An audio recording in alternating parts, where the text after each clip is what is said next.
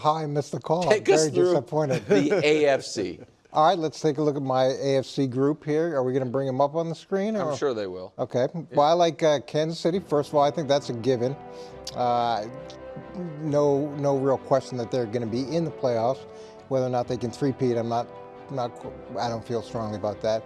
The Ravens, they always figure out a way to do it. They've been in the playoffs, I think, 5 out of the last 6 years. Add Derrick Henry. The Texans, they're the team from Texas that actually went all in this offseason with the free agents that they brought in.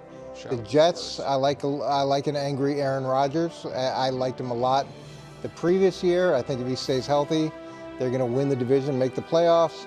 The Bengals, healthy Joe Burrow is extremely dangerous. The Chargers, to me, they were 4-4 at one point. You add Jim Harbaugh, you had the ability to win some games that they have traditionally lost.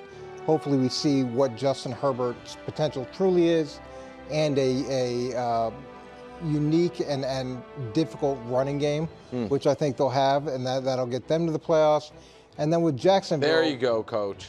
This was Way hard. to be. This was hard for me. Oh, it was this easy. Was very hard. You loved it. So last year they lose. Was it 5 out of the last 6 games? The year before they'd won 7 out of the last 8. So it's been kind of 2 back-to-back years where they've either had long streaks of not being very good or long streaks of being very good.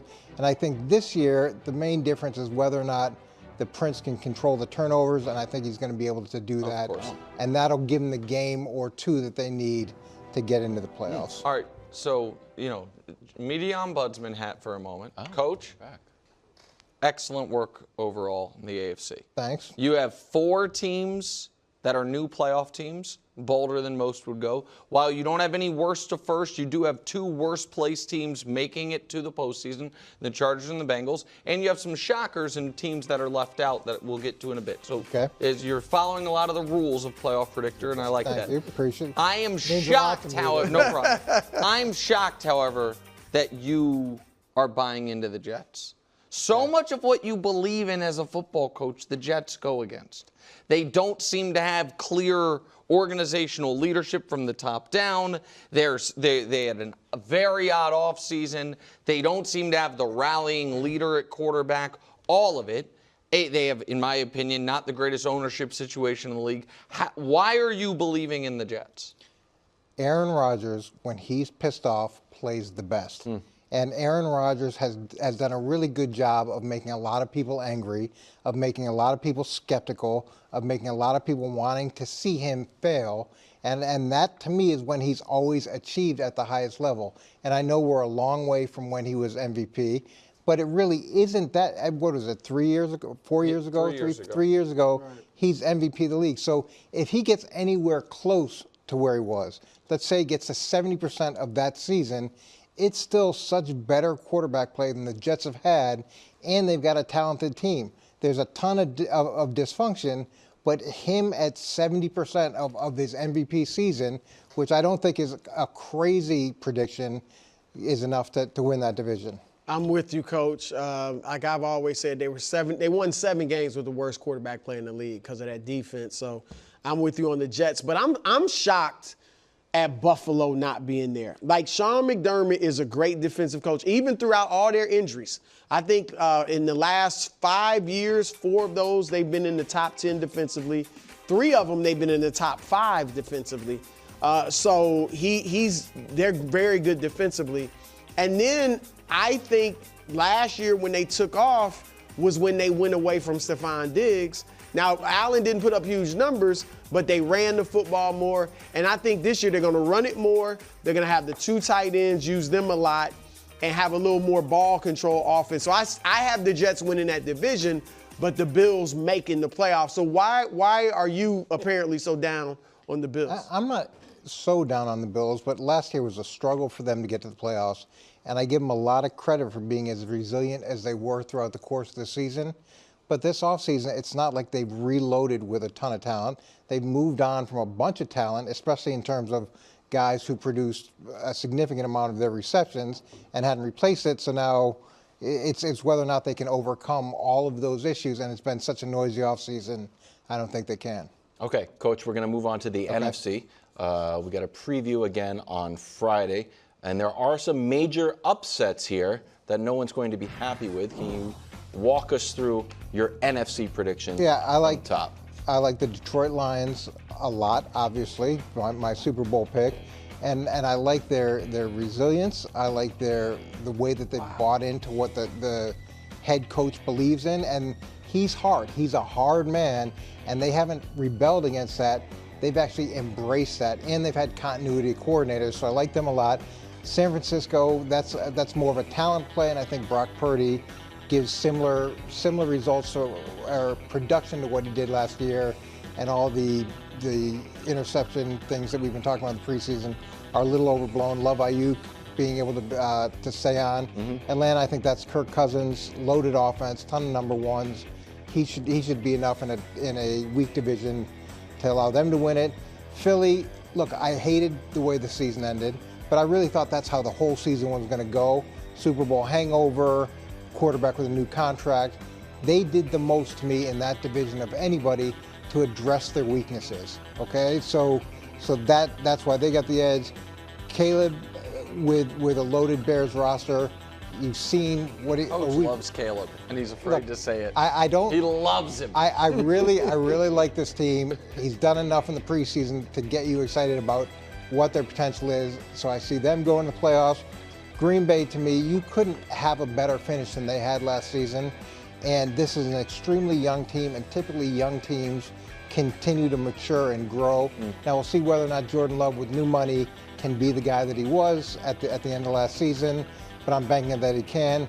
And I would say Washington is probably the biggest reach, but terrible defensively last year. Yep. I think Dan Quinn doesn't fix all the problems, but fixes a lot of them. And then I think with Jaden Daniels, he could potentially be a C.J. Stroud type impact for them. And even if it's not at that same level, with growth on defense and significant improvement from the quarterback play, they have a chance to make it in a weak division. Wow. All right, 3 new Weak division. I agree with him on the weak division part. 3 new playoff teams, by the way. No worse first, but another time, 2 last place teams making the playoffs. So I like your boldness. I don't understand. What is the rationale for Philly being better than Dallas? Simple question. Well, where do you want to start? Tell me. So Dallas had a ton of players leave the team and replaced them with really nobody. So they were supposed to go all in, but there was no all in. Okay, their answer in the running game, we saw they brought Zeke back and now Dalvin Cook. They didn't really address that. They've had nothing but turmoil this offseason. So they got CD Lamb back. Great, that's done.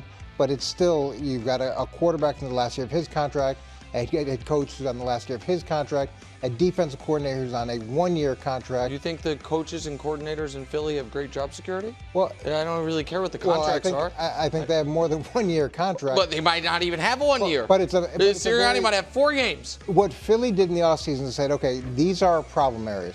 We have problems in the secondary. They went and drafted and got free agents in the secondary. We don't like our situation from a coaching perspective.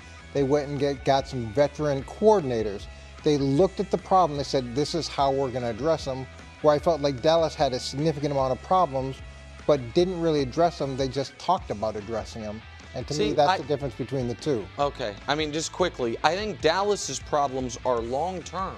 Like the Dak Prescott contract situation does not have, in my opinion, much impact on this season. Micah Parsons' contract situation has no impact on this season. It just makes him more expensive down the road. CD did get done. The Cowboys, much like the Eagles, used their first-round pick on a player they expect to help immediately. For the Cowboys, left tackle. For the Eagles, they used their first and second-round pick on defensive backs. And I like the players, but I think we have seen more first-round left tackles come in and be pretty good to excellent immediately than defensive backs. That's a tougher spot usually. There's Sauce did it, McDuffie did it. Some other guys have done it, and I understand that. The guys with Seattle. Both teams changed defensive coordinators, but the Cowboys did it because their defensive coordinator got a head coaching job. The Eagles did it because they had to fire their coordinators. I think there is just a lot of wish casting about the Eagles fixing their problems. Well, I didn't say that they necessarily had the right answer, but I like the fact that they actually went and tried to get an answer. They tried to fix those problems. And I'd say the other thing with a head coach on a 1-year contract, a quarterback on a 1-year contract, Micah not having a contract, if things get tough, if the season's not going great, there's definitely could be a pullback from some of those guys. For sure, but Mike could be like, well, I'm not going to get hurt before I get my big money contract. Dak could be the same way. If he's dinged up a little bit, I'm not necessarily going to play through it and put up a bunch of bad stats. If it's not going great, they may not be playing hard for the head coach because they know they're going to have a new head coach, in X amount of weeks. I'm with you in that. I don't think there's any way Philly really doesn't win this division. I mean, they look like the clear favorite in this to me. But what about the Rams? That was a surprise, and I think probably to most people that you don't have the Rams making a postseason. It wasn't that I didn't like the Rams. It was just you only get so many choices, and Rams were probably the next team on the list. Washington is a little bit of a projection and a little bit of a soft spot type thing, and every year there is a team like that every year that pops, and then based off Jaden and some progress defensively, I thought they had a chance to pop. Okay, small spoiler alert because there is a large lion on set. We have the Lions winning the Super Bowl. Yeah, here's my feeling with the Lions is I didn't believe in the Lions, and I didn't think they should have had the opening game last season. And they go and they beat Kansas City. And the question was, could they figure out how to deal with success? And was what happened the previous season, all the success they had late, could they carry it over? Not only did they carry it over, but they carried over and shattered a bunch of things that had been hanging over their heads. Winning the division, a home playoff game, a second home playoff game, the highest winning percentage that they've had in years. And to me, again, that goes back to buying into what the head coach is selling and projecting. And that's a hard thing to do. He is demanding, he's hard, and most teams will be like, I don't want that. But instead of them doing that, they've said, no, not only do we want that, that's going to be our personality. And I feel like they're relatively underrated when we talk about who's going to win the Super Bowl. So it's not like they're going in with the crazy, crazy expectations. They're still kind of under the radar because Nick loves Caleb. Everybody loves Green Bay. Well, listen. Hold on. Wait. Go back to that. But Coach, also tell him who the MVP is, because that's what I have to respond to the fact that Coach is not the man that I knew once upon a time.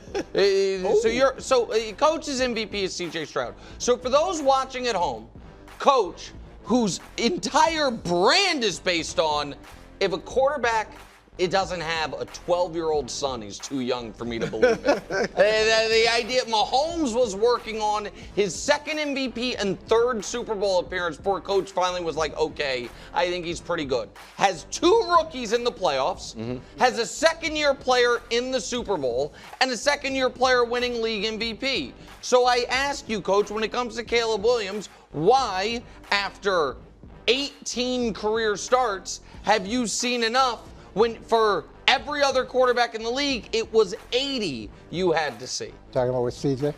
Did I say, I'm sorry, CJ. So here's my feeling is I hadn't seen an Ohio State quarterback come out and really play well, and I was extremely skeptical about CJ Stroud, and I was wrong. And I was dead wrong in terms of the way that he performed. And I think there were a lot of people in the league that questioned his overall ability to run a team.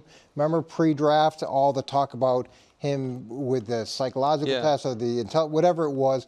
There's a lot of questions about it. None of that fazed him. He goes to a team that's been down, had changed head coaches, back-to-back years.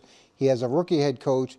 He comes out and he not only performs well, but as you hear him talk about his performance, he's got a very good perspective on his success and a very good perspective on teamwork, leadership, a humbleness, all those things to me, in addition to the fact of how wrong I was about him coming out of college, makes me think maybe he has a chance to take that next step. Wow. Coach, I love it. You're all in on the young quarterbacks. I'm not all in on the young quarterbacks. His guys, MVP, C.J. Stroud. My guy. No, well, now you're third place. Yeah. Greg? Coach, I was one that believed in it. Okay, well, you were on the front end of it. That's right. Thanks for watching. Subscribe here to get more from the show and to check out clips from other shows on FS1.